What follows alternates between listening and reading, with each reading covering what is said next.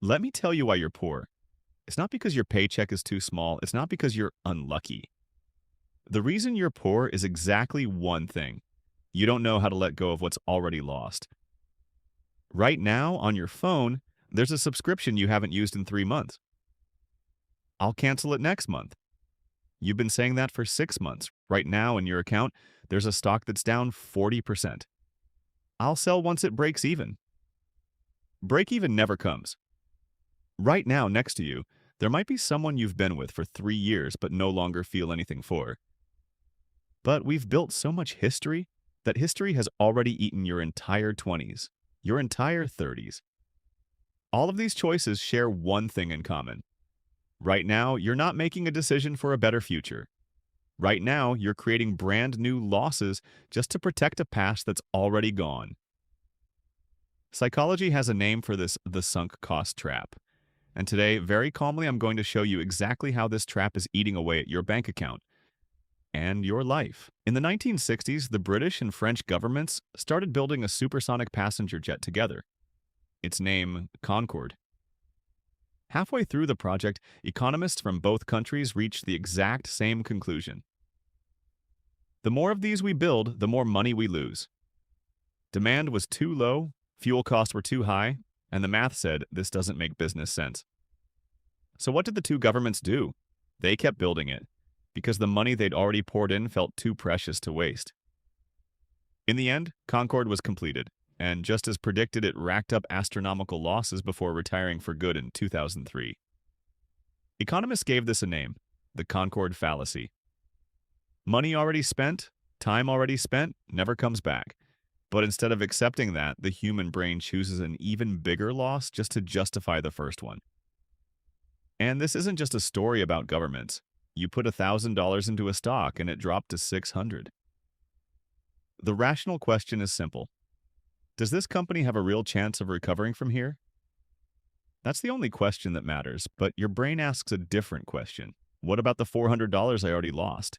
The moment you ask that, you stop being an investor and become a gambler. A gambler holding on, praying it comes back, and that stock drops to 300. Then 100.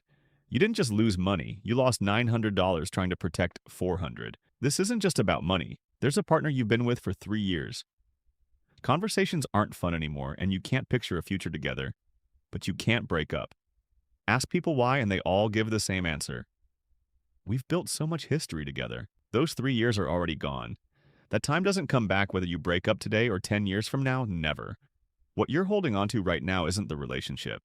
You're holding on to the illusion that this time wasn't wasted. And because of that illusion, right now, in this very moment, you're wasting the next 4 years, 5 years of your life. Being poor isn't only about your bank account. It applies just as much to your time and your emotions. Before I give you the exit strategy, I need you to understand something first. What you've been doing this whole time is not a character flaw. What you're experiencing is not weakness. It is not stupidity. It is 40,000 years old. In 1979, two psychologists, Daniel Kahneman and Amos Tversky, ran an experiment that would eventually win a Nobel Prize. They asked people a simple question. Would you rather have a guaranteed $100 or a 50% chance at 200? Mathematically identical, but almost nobody chose the gamble. Then they flipped the question. Would you rather lose a guaranteed $100 or take a 50% chance of losing 200? Suddenly, almost everyone gambled. The math never changed. Only one word changed: lose. Kahneman and Tversky measured it precisely. A loss feels roughly twice as painful as an equivalent gain feels good. Losing $400 doesn't just hurt as much as gaining 400 feels good. It hurts about twice as much. This isn't a metaphor. Brain scans confirm it. In 2007, a neuroscientist named Sabrina Tom scanned people's brains while they gambled inside an MRI machine. She watched the ventral striatum, your brain's reward center, as it responded to potential gains and potential losses. What she found was asymmetry. The reward center lit up gently for possible gains, but for possible losses, the regions tied to threat and disgust activated far more strongly. Your brain doesn't just reward you less for a loss. It actively punishes you for the mere possibility of one. Remember that falling stock from a few minutes ago? Remember the 3-year relationship you can't leave? Your ancient brain isn't seeing a ticker symbol or a person's name. It's seeing a cliff edge and a handful of berries rolling off of it. And here's the part that should genuinely disturb you. This circuit is not a bug. It's not a glitch in an otherwise rational machine. It's a survival tool. and it is ancient. Picture your ancestor 40,000 years ago, standing at the edge of a cliff with a handful of berries in his hand. Those berries are not a snack. They are the difference between eating tonight and not eating at all. If he loses those berries, there is no app to reorder more. There is no next paycheck. There is only hunger and eventually starvation. So evolution did something ruthless. It wired his brain to treat the loss of resources as a matter of life and death. Because for hundreds of thousands of years it was. The human who felt lukewarm about losing food died, quietly, and left no descendants. The human who panicked, who clawed, who refused to let go of what was already his survived long enough to have children. You are the descendant of the ones who panicked. That panic is sitting inside your skull right now. It doesn't know the difference between a saber-toothed tiger and a stock ticker. It doesn't know the difference between starvation and a bad relationship. When your portfolio drops 40%, the oldest part of your brain isn't calculating probabilities. It's screaming the exact same alarm it screamed when your ancestor watched his food roll off a cliff. So when I told you earlier that you were being irrational, I was wrong. You were being perfectly rational for an animal living 40,000 years ago. The problem is, you are not living 40,000 years ago. You're not fighting for berries, you're staring at a number on a screen. And the ancient alarm system in your skull cannot tell the difference. This is why willpower alone never works. You cannot outthink a survival instinct. You have to outdesign it. And that is exactly what we're going to do next. All right, now you understand why this happens? It's not a weakness. It's a 40,000-year-old survival circuit, still running in the background of your brain. But understanding the wiring doesn't disconnect it. So here's how we override it.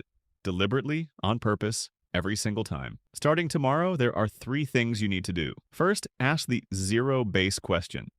Take whatever you're holding onto right now, a stock, a relationship, a job, and ask yourself, if I were seeing this for the first time, right now, under these exact conditions, would I choose to start it? If the answer is no, you already have your answer. Don't let the money and time you've already spent factor into this question. That's already a sunk cost. Second, set your loss limit in advance. Before you invest, decide the exact percentage drop at which you'll walk away, no exceptions. Do the same before you enter a relationship. Set your standard for, if this keeps happening, I'm done, ahead of time. Don't make the decision in the moment your emotions are shaking. Decide before your emotions start shaking. Your ancient brain cannot be reasoned with mid-panic, so make the rule while you're still calm. Third, redefine cutting your losses as data, not failure. Your brain treats cutting your losses as proof that I was wrong, so it runs from it. But cutting your losses is not failure. It's the price of the information you just gained. That $400 you lost isn't gone. It taught you that your judgment was wrong, and think of it as tuition. If you already paid the tuition, the class is over. You don't need to keep sitting in that seat. You're not poor because you lack ability. You've simply kept raising the stakes on a game that already ended. Running on wiring built for a world that no longer exists. Starting today, ask a different question. Not, how much more have I lost, but what can I gain from this point forward? That single question will change your next 10 years. In the next video, I'll show you why we choose betrayal even when cooperation benefits everyone through the prisoner's dilemma. Subscribe and turn on notifications. Next time, it's your turn.